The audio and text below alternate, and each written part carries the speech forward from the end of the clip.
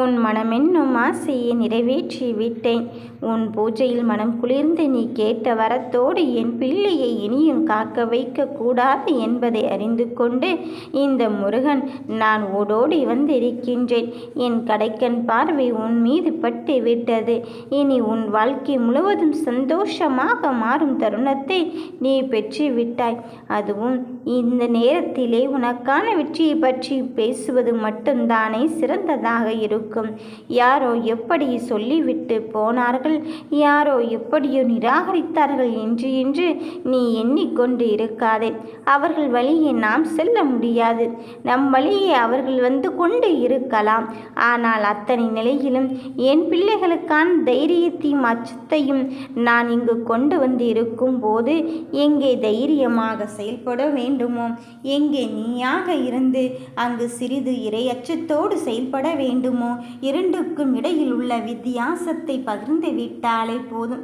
உன் மனதில் உள்ள வெற்றி உன்னை தேடி தானாகத்தான் வரும்.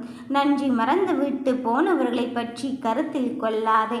அவர்கள் இப்படித்தான் என்று நீ நகர்ந்து கொண்டே இரு. உண்மையான உறவை தேடிக்கொண்டு இருக்கும் என் தங்கமே, உன் மனதிற்குள் எந்த ஒரு வெற்றி செயல் நடக்க வேண்டும், எந்த ஒரு மாற்றம் நடக்க வேண்டும் என்று நினைத்தாயோ அந்த செயலின் வெற்றியின் ஸ்பரிசத்தையும் உணரப்போகும் நேரத்தை நீ நெருங்கிவிட்டாய். நடப்பது பற்றியும் நடக்கப் போவதையும் பற்றியும் இனி ஒரு வழியாக உன் பிரச்சனை தீர்வதற்கான என்ற நல்விதியை கூறுவதற்கு இந்த சாய்தேவன் வந்து இருக்கும் போது உன் மனதில் எதையுமே நினைத்து கொண்டு இருக்க வேண்டாம். இந்த அப்பனானவன் நான் இருக்கும்போது இங்கு பல விஷயங்கள் உன்னை குழப்பிக்கொண்டு இருக்கின்றதோ என்ற மனவேதனை அடைந்து கொள்ளலாம். ஆனால் அத்தனையும் தாண்டி உனக்கான வெற்றி பயணத்தில் தான் உன்னை வைத்திருக்கின்றேன் என்பதை நீ உணர்ந்து கொள்ளத்தான் போகிறாய். நம்பிக்கை தானே வாழ்க்கை. நாம் யார் மீது எப்படி நம்பிக்கை வைத்திருக்கிறோம் என்பதுதான் முக்கியம். அதையும் தாண்டி உனக்கான பாதையில் உன்னை தெளிவுபடுத்த முடியாது என்று சொல்லுகிறார்கள். அவர்கள் மத்தியில் நீ தவிர்க்க முடியாத பெரும் சக்தியாக உருவெடுக்கத்தான் போகிறாய். எத்தனை நேரத்திலே இந்த முருகனை நம்பிக்கொண்டு தானே இருந்து கொண்டு இருக்கின்றோம். ஆனால் அவர் நம்மை நம்புகிறாரா இல்லையா என்று கூட உன் மனம் நிலை பெற்று இல்லாமல் பார்ப்பதற்கு எல்லோருக்கும் போலவே மனம் குழப்பமடை கொண்டு இருக்கின்றது.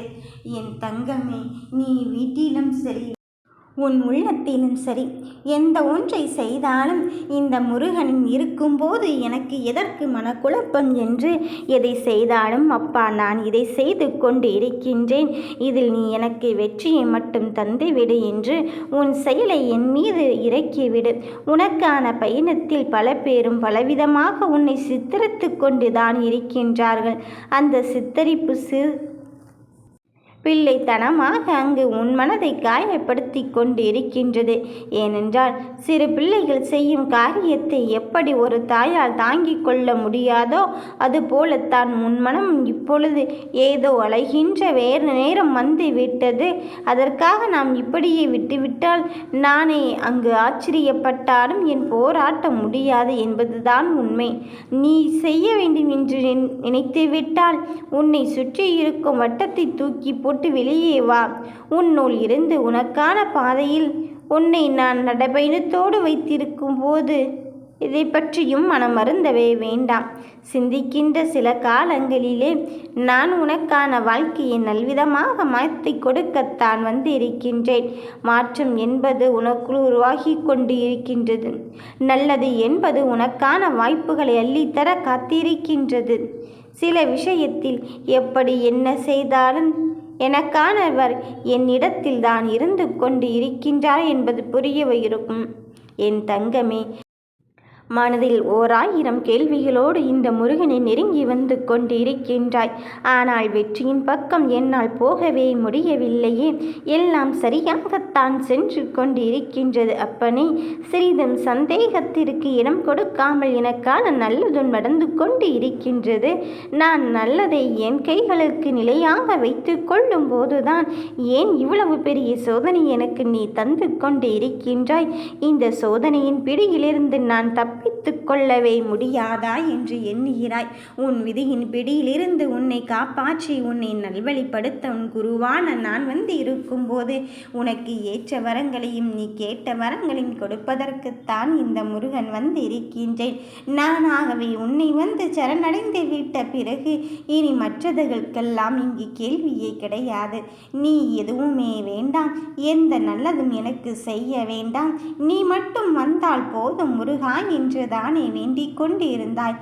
அப்படித்தான் என் பிள்ளையே, உனக்கான நல்லதையும் நன்மையான காரியத்தையும் செய்வதற்கு உனக்கான புரிதலோடு உனக்காக ஒருவரை நெருங்கி வரச் செய்யத்தான் போகிறேன். எந்த நினைவுகளால் நீ அழுது கொண்டு இருந்தாய் என்று எனக்கு புரிந்து விட்டது. இப்பொழுது அந்த நிலைமையையும் மாற்றியமைத்து இனி நல்லதொரு பாலத்தை உனக்காக இனிமையாக நான் தொடங்கி வைத்து விட்டேன். யாருமே இல்லை என்ற நிலையை தாண்டி எனக்காக இவர் இருக்கிறார் என்ற கர்வத்தோடு உன்னை நெருங்கி வந்து இருக்கின்றேன். ஆனால் நீ எக்காரணம் கொண்டும் கருவம் கொள்ளாதே. உன் பயணத்தில் யார் யார் எப்படிப்பட்டவர்கள் என்ற நிலைமையை நீ இப்பொழுது உணர்ந்து விட்டாய். என் பிள்ளையே, உனக்கு வெற்றியை தருவதற்குத்தான் நான் இவ்வளவு பெரிய விஷயத்தை கையில் எடுத்திருக்கின்றேன். அதன் பிறகு நீ சற்றும் யோசித்து கொண்டு இருக்காதே. நிலை பெற்ற இந்த வாழ்வில் எதுவுமே நிரந்தரமில்லை என்பதை நீ எப்பொழுது உணர்ந்து கொள்கிறாயோ அப்போதுதான் உன் பிரச்சனைக்கான தீர்வை நோக்கி செல்ல முடியும். நீயோ மனதில் ஏதோ ஒரு சின்ன சின்ன விஷயம் நடந்து கொண்டிருந்தாலும் இது நிரந்தரமாகி விடுமோ என்றெல்லாம் பயத்தை வளர்த்து கொண்டு இருக்கின்றாய். முதலில் அந்த பயத்தை எல்லாம் தூர ஒதுக்கி வைத்துவிட்டு உனக்கான பயணத்தை தொடங்கி கொண்டே இரு. அந்த பயணத்தில் கற்களும் முட்களும் உன் காலை மட்டுமல்ல, உன் மனதையும் அங்கு பதம் பார்த்து கொள்ளலாம். ஆனால் பதம் பார்த்து கொள்வது என் மனதை அல்ல, என்னை செதுக்கிக் கொண்டு இருக்கின்றது என்பதை நீ எப்பொழுது உணர்கிறாயோ அப்போதிலிருந்தே உனக்கான நல்ல தருணம் உன்னை நெருங்கி விட்டது என்றுதான் அர்த்தம். எனக்கான காலம் எப்பொழுது இங்கு கிடைக்கும் கிடைக்காது என்று எண்ண வேண்டாம். எப்பொழுது கிடைத்தாலும் கிடைக்காவிட்டாலும் உனக்கான நல்ல காரியத்தை செய்வதற்கு இந்த முருகன் உனக்கு துணை கொண்டு வந்து இருக்கும்போது நீ உனக்கான பெருமகிழ்ச்சியை விட்டு விடாதே. என் தங்கமே, எத்தனையோ பேர் எத்தனையோ சூழ்நிலைகளில் இருந்து கொண்டு உனக்கு அறிவுரைகளையும் ஆலோசனைகளையும் சொல்லி கொண்டுதான் இருக்கிறார்கள். ஆனால் அதையெல்லாம் கேட்டுவிட்டுத்தான் ஆக வேண்டிய நிலை ஏற்படும் போது நீ கேட்டுக்கொள், அதில் ஒன்றும் தவறில்லை. ஆனால் இந்த பயணத்தின் முடிவை நீ எடுக்க எப்பொழுது கற்றுக்கொள்கிறாயோ அப்போதுதான் உன் வாழ்க்கை என்ன தெளிவு உனக்கு கிடைக்கப் போவதை நீ உறுதியாக நம்புவாய். நீ சோகத்தோடு இருந்து அங்கு எத்தனை விஷயத்திலெல்லாம் என்னை அங்கு வைத்து கொண்டு இருக்கின்றாய் என்று எனக்கு மட்டும்தான் தெரியும். ஏனென்றால் நீ என்ன சொல்கிறாய்? என் முருகன் என்னிடத்தில் இருக்கும் போதும், என் கந்தன் என் வேலவன் என்னிடத்தில் இருக்கும் போதும் எனக்கு காயங்கள் மட்டுமே வந்து கொண்டு இருக்கின்றதோ என்று எண்ண வேண்டாம்.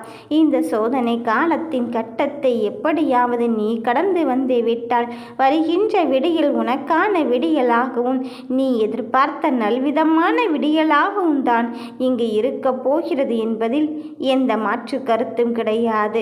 நீ எப்படி என்ன செய்ய வேண்டும் என்பதில் உறுதியாக இரு, தெளிவாக இரு. நீ அப்போதுதான் உனக்கான பயணத்தில் எந்த முட்டுக்கட்டைகளை பார்த்தும் பயந்து கொள்ளாமல் உன் தடைகளை உயிர்த்தெழுவதற்கான நல்ல நேரத்தை நெருங்கிக் கொள்ள முடியும். நீ வெற்றியின் ஸ்பரிசத்தை உணரப்போகும் இந்த நேரத்தில் சில நல்ல நிகழ்வுகளும் நடக்கத்தான் போகிறது, சில கெட்ட நிகழ்வுகளும் நடக்கத்தான் போகிறது.